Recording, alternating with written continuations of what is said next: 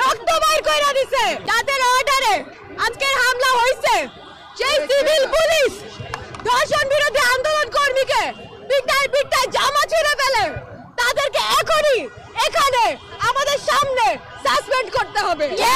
২৫ জন মিলে টার্গেট করে মেরেছে ভাই। আজকে আমরা লজ্জিত।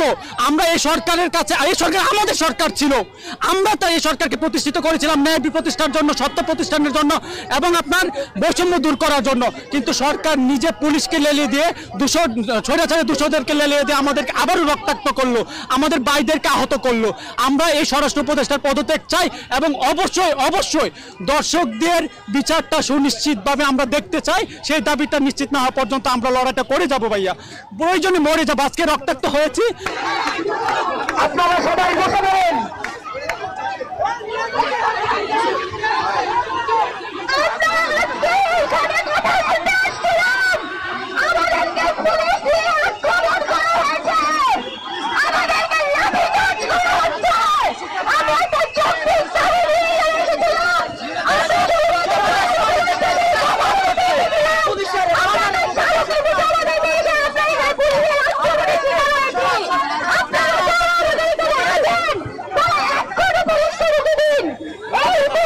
দর্শক, যদি আপনাদেরকে একটু জানাতে চাই, প্রধান উপদেষ্টার বাসভবন অভিমুখে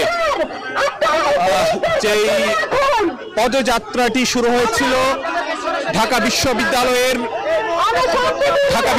রাজু ভাস্কর্যের সামনে থেকে, সেটি ইন্টারকন্টিনেন্টাল মোড়ে আসার পরে পুলিশ সেখানে আটকে দেয় এবং এখানে আমরা যেটা দেখতে পাচ্ছি যে ব্যাপক উত্তেজনা এবং